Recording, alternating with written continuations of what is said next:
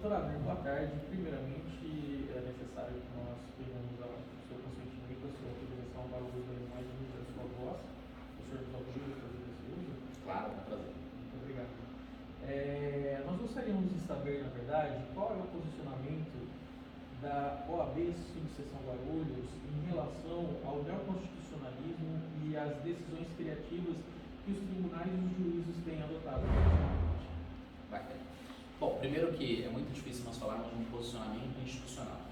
É um tema relativamente novo, em que você tem posições, eventualmente você pode ter na advocacia uma posição contrária.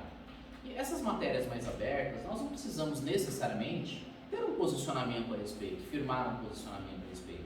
Aliás, o direito ele está em constante evolução. Nós podemos contribuir com o debate. Aliás, eu acho que seria muito bacana se nós organizássemos um congresso de direito constitucional para falarmos sobre constitucionalismo e diferença entre neoconstitucionalismo e constitucionalismo, seria muito bacana. Então esse é o primeiro ponto que eu colocaria, que essa conversa que nós estamos tendo não é necessariamente uma posição fixa da OAB Guarulhos a respeito do neoconstitucionalismo, né? Mesmo porque se houvesse a necessidade, e não há essa necessidade de ter um posicionamento com relação a isso, demandaria um estudo mais complexo, nós demandaríamos a opinião de vários especialistas a respeito. Então, essa é uma conversa absolutamente sobre alguns esclarecimentos do que pensa este advogado sobre o neoconstitucionalismo e sobre as decisões criativas, né? É importante que nós saibamos essa diferença entre o constitucionalismo e o neoconstitucionalismo, né? O constitucionalismo, como se conhece, nasceu lá na Revolução Francesa, teve origem na Revolução Francesa e nos Estados Unidos, que traz o Estado, traz a Constituição para a organização dos poderes do Estado, basicamente, e coloca a legislação numa posição de destaque, a lei infraconstitucional. E basicamente a Constituição teria o viés e se reservaria mais para cuidar da organização do Estado. O neoconstitucionalismo, de forma muito rápida, é uma matéria muito complexa, tá? Dá uma outra visão a respeito, coloca a Constituição no centro dessa discussão. A Constituição Federal, ela é o centro que irradia para todos os elementos do Estado. Então, não apenas para a organização do Estado, mas também para a interpretação de leis com relação à Constituição Federal. O grande problema é que o nosso país adotava, e nós estamos migrando, nós sempre fomos positivistas. Então, nós temos que positivar o ordenamento jurídico, positivado esse ordenamento jurídico, eu aplico esse ordenamento jurídico e aciono a Corte Constitucional para verificar se ela está ou não de acordo com os princípios constitucionais. Então, a grosso modo, basicamente é isso a diferença do constitucionalismo do neoconstitucionalismo. Qual que é o grande problema aqui que nós encontramos?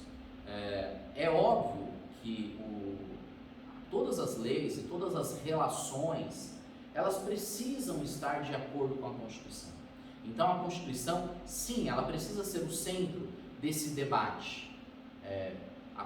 Os direitos fundamentais, e a Constituição Federal vem regulamentando, ou serve para regulamentar, precisa de fato estar resolvido, regulamentado na Constituição Federal. Não preciso de uma lei para regulamentar algo, porque eu tenho a força da Constituição Federal. E isso é muito bom. Essa é a evolução do Estado para que a Constituição esteja de fato no centro desse debate. Então há que se ter um filtro constitucional para absolutamente todos os assuntos e todas as leis e tudo que nós discutimos quando a gente fala de um Estado. O problema é o ativismo judicial. E aí, quando nós falamos de ativismo judicial, isso é um grande problema, porque com o ativismo judicial e fundamentando no neoconstitucionalismo, me parece que há uma confusão, e me parece, quando eu falo confusão, uma mistura de conceitos jurídicos, no sentido de que há uma liberdade, abre aspas, poética, fecha aspas, para que os ministros e a Corte Constitucional invoquem o neoconstitucionalismo para dar algumas decisões, às vezes, frontalmente contrário à lei. E aí nós temos um problema, porque nós temos a invasão de um poder na esfera do outro poder. Como nós aprendemos lá nos primeiros anos da faculdade de Direito, nós vivemos num Estado em que há uma divisão de poderes. Nós temos um poder para criar a legislação, que é o poder legislativo. Nós temos o executivo, que é para executar as ações do Estado. E nós temos o poder judiciário, que é um poder inerte, que é para julgar essa conduta da vida social. Então, esse nosso contrato social que todos nós fizemos, ele vai ser julgado pelo Poder Judiciário. Ao ponto em que o Poder Judiciário, ele de forma extrapola a sua competência e verdadeiramente cria, ou dá uma interpretação diferente, cria uma nova regra, um novo ordenamento jurídico, ele invade a competência do Legislativo. Isso não acaba criando a chamada insegurança jurídica? Isso é exemplo da insegurança jurídica, porque o Poder Judiciário, ele tem que entender que ele tem uma competência privativa, exclusiva, no sentido de que ele só pode julgar, ele não pode criar leis. E aí nós temos a criação das leis, em tese, pelo Poder Legislativo, que foi eleito por quem? Por nós. Nós não elegemos o nosso Poder Judiciário para que ele possa criar uma norma. Nós elegemos o Poder Legislativo e o Poder Legislativo, em tese, ouvindo a população, cria a norma. O Poder Judiciário, ele apenas interpreta essa norma de acordo com a Constituição. O que nós temos observado sistematicamente e fruto da insegurança jurídica, ou que causa insegurança jurídica, é essa interpretação bastante alargada da Constituição. E essa interpretação se utiliza o neoconstitucionalismo. Então, acho que a gente precisa estudar um pouquinho sobre neoconstitucionalismo, entendermos um pouquinho mais de direitos fundamentais, para que a gente possa aplicar esse instituto, que é muito bom, que é um avanço e é o futuro, e nós caminhamos, né? E o direito constitucional ele fala que nós temos períodos, né? Tem até um pêndulo com relação aos direitos sociais, né? Tem um momento que os direitos sociais ele é muito protetivo, ou não os direitos sociais, mas o direito como norma, e a sociedade clama por direitos muito protetivos. E aí ele vai por uma garantia de liberdades muito grande. Em outros períodos, a sociedade abre mão um pouquinho dessa proteção e permite, por exemplo, golpe militar, permite a dissolução do Congresso. Nós vivemos isso na nossa história, né? Nós vivemos isso, né? É engraçado que ontem eu estava falando para alguns alunos, em 1932 foi criada a OAB, dia 28 de janeiro de 1932, aqui é a OAB São Paulo. Paradoxalmente, ela foi criada por um governo que ascendeu ao poder através da luta, através de um golpe militar. Foi Getúlio Vargas, em 1930, o Brasil passava por uma situação terrível, mas a OAB foi criada em 1932 por um governo que ascendeu ao poder por um golpe militar. E a OAB São Paulo, né, foi uma das instituições assim, primordiais na luta, na Revolução de 1932, na Revolução Paulista de 1932. Né? Então, só para a gente lembrar um pouquinho, em 1932, Getúlio Vargas, desde 1930, dissolveu o Congresso, governava o país através de decreto, ou seja, não respeitava a hierarquia entre os poderes. Né? Apenas um poder ditava a regra, apenas um poder executivo ditava a regra.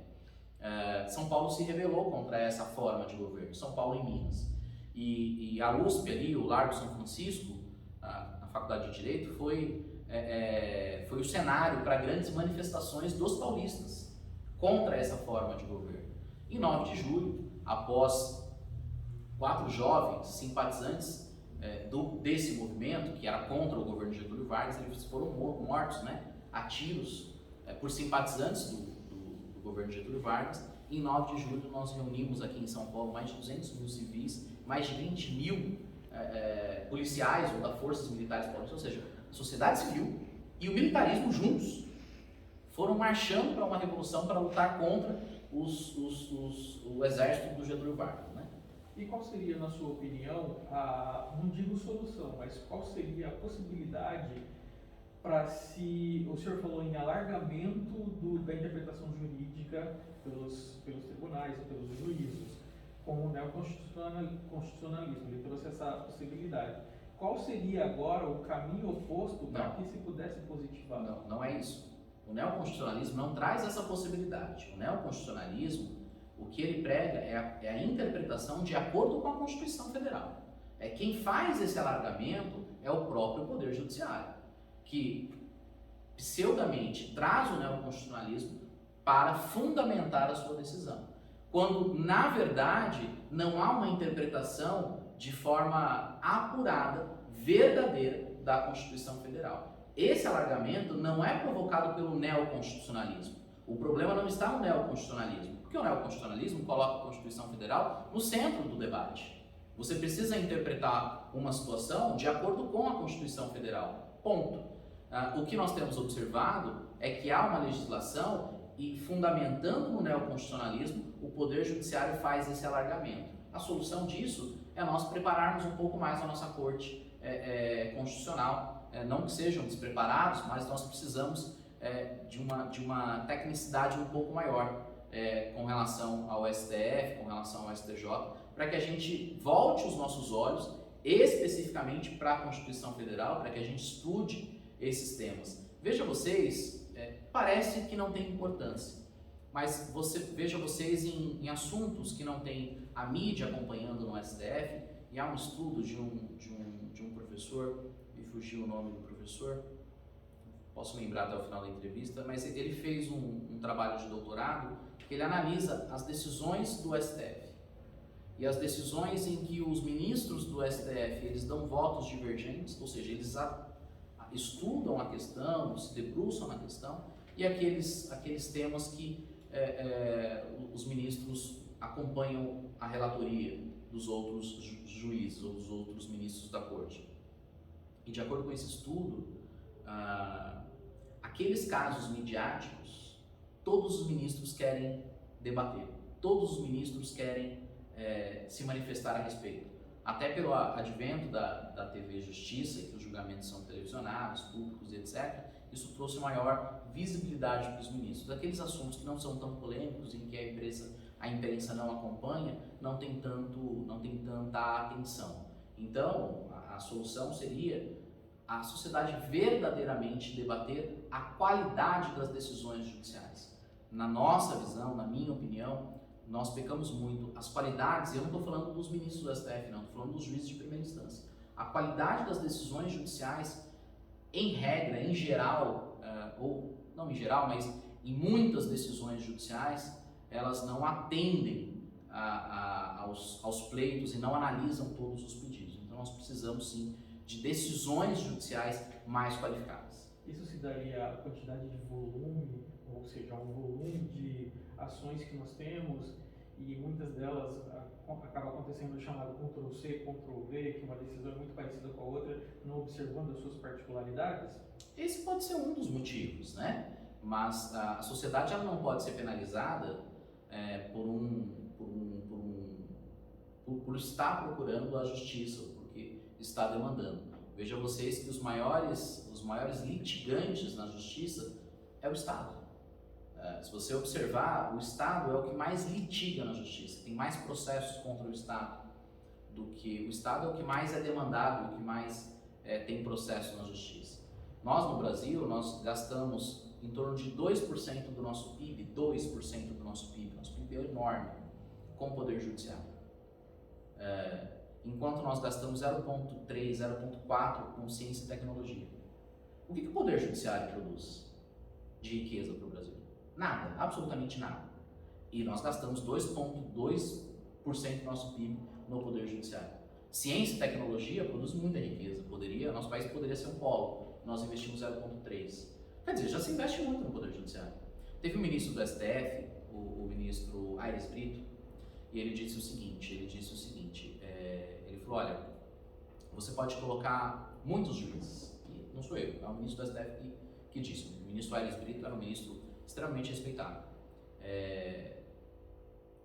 Você precisa colocar metas para que esses juízes cumpram, para que eles julguem o processo. Porque se você colocar mais juízes, nós continuaremos com esse problema de lentidão. Então você precisa ter um Estado um pouco mais que cobra um pouco mais, que coloca metas, que exijam um pouco mais. Nós precisamos exigir um pouco mais do Poder Judiciário. Nós somos uma sociedade muito conflituosa e a partir daí nós temos muitos processos sendo demandados, ou nós temos uma liberdade maior e acaba que um não respeita a liberdade do outro e aí cria-se todo esse conflito? Bom, primeiro que a gente não pode nem de longe cogitar em restringir liberdades, né? A sociedade, nós só temos uma democracia, eu só posso falar aqui que eu vejo falhas no Poder Judiciário porque eu tenho liberdade, né? Acho que a nossa sociedade é uma sociedade que litiga bastante, mas isso acho que não tem correlação com liberdades. Eu penso que nós temos uma cultura de litígio, isso nós precisamos trabalhar. O problema é que o Tribunal de Justiça, pelo menos aqui em São Paulo, ele tenta trabalhar essa cultura de menos litígio com resolução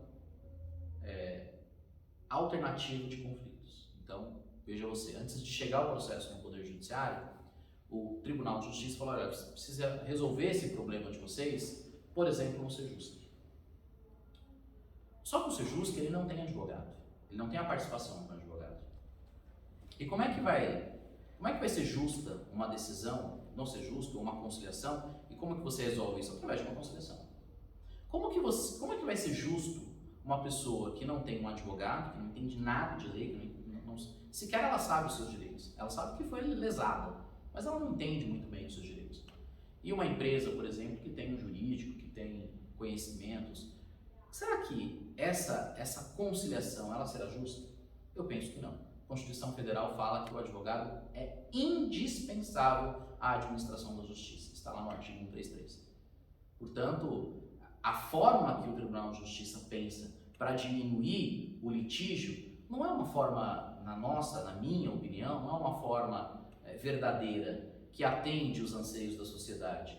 Por exemplo, nós não temos uma cultura, por exemplo, de fiscalização das agências. Então, a aplicação de multas milionárias que talvez resolveria isso. Então, por exemplo, você tem muitos problemas de direito do consumidor. Se você tivesse aplicação de multas pesarosas em cima de empresas recorrentemente que cometem esse tipo de ilícito, nós teríamos menos processos. Mas o Poder Judiciário prefere incentivar, ele deixa acontecer o problema, prefere incentivar uma conciliação onde não tem advogado. Nós estamos cometendo injustiças duas vezes. Porque uma parte, digamos que, vai lá, a senhorinha que comprou, sei lá, uma passagem de ônibus que foi lesionada, que foi lesada. E eu tenho lá uma grande empresa que tem um jurídico, que tem um corpo técnico absolutamente qualificado. E pasmem, às vezes essas conciliações são dentro de associações que representam parte dessa pessoa que lesou o consumidor. Então, a gente precisa repensar essa forma até de solucionar esse conflito. Para nós caminharmos para o final agora, quando nós falamos sobre constitucionalismo e neoconstitucionalismo, nas suas palavras, nós colocamos a Constituição no centro do debate, no centro da discussão. Nós não teríamos um excesso de lei em relação à Constituição? Ou seja, nós temos milhares de leis compondo todo o ordenamento jurídico, mas quando você pega outros países de primeiro mundo, inclusive os Estados Unidos, que tem alguns parágrafos em sua Constituição, existe uma organização, eu não vou dizer melhor ou maior, mas eu vou dizer diferente. Não seria excessiva a quantidade de leis que nós temos no Brasil? Mas nós estamos falando de sistemas jurídicos distintos. Nós estamos falando de um sistema aberto e de um sistema fechado. Não dá para a gente comparar o nosso sistema com o sistema americano. O sistema americano é um sistema absolutamente aberto. O nosso sistema é um sistema positivista. Nós escolhemos positivar. Então, essa foi a nossa escolha. E não foi uma escolha minha e sua, foi uma escolha de lá atrás. Então, nós escolhemos positivar. Então, nós vivemos num país positivista. O neoconstitucionalismo, o que ele está fazendo, é flexibilizando isso. Mas eu concordo com você, nós temos inúmeras leis. Nós queremos lei para tudo. Então, não basta ter uma regra de conduta. Por exemplo, fila única. Eu preciso de uma lei para determinar que chegou no banco, eu preciso ter uma fila única, uma fila indiana. Né? Então, quer dizer, não precisava de uma lei para falar sobre isso. Né?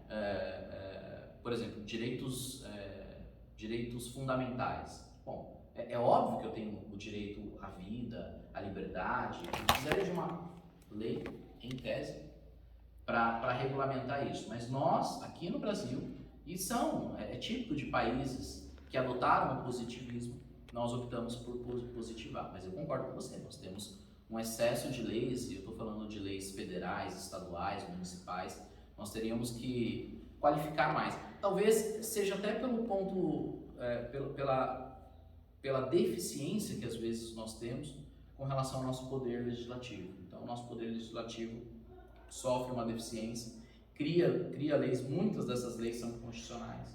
Então, nós temos uma deficiência nesse sentido. De uma maneira geral, então, o neoconstitucionalismo foi positivo para o ordenamento brasileiro?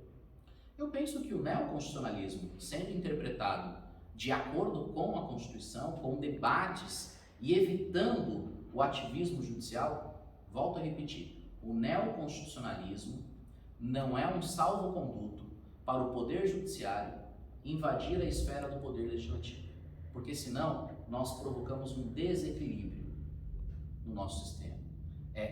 Nós adotamos um sistema de pesos e contrapesos, então um poder fiscaliza o outro. Então não dá para o Poder Judiciário, mas peraí, ele é mais qualificado para isso, mas o nosso sistema não é assim. Né? O nosso sistema diz que quem é o originário, a competência originária para fazer as leis é o Congresso. Por que o Congresso? Porque nós discutimos no Congresso. Porque se nós não estamos satisfeitos, nós mudamos o nosso representante do Congresso. Assim não é com o Poder Executivo, o Poder Judiciário não. O Poder Judiciário ele tem garantia constitucional e é assim que tem que ser. Da mesma forma que eu luto pela garantia dos juízes, dos ministros, eu não posso admitir que, trazendo o neoconstitucionalismo, vulgarizando o neoconstitucionalismo, dê um salvo-conduto para ele invadir competências alheias. Muito obrigado pela sua entrevista, doutor Abner. Muito obrigado, agradeço vocês, foi muito bacana. Deixo aqui um abraço para a Universidade de Guarulhos, sempre muito gentis com a UAB, e eu reforço que a UAB está à disposição dos alunos e da sociedade para vir aqui conhecer, tomar um café com a presidência, sempre um prazer. Muito obrigado pela presença de vocês, um forte abraço a vocês. Obrigado. E só agora eu lembrei que eu tô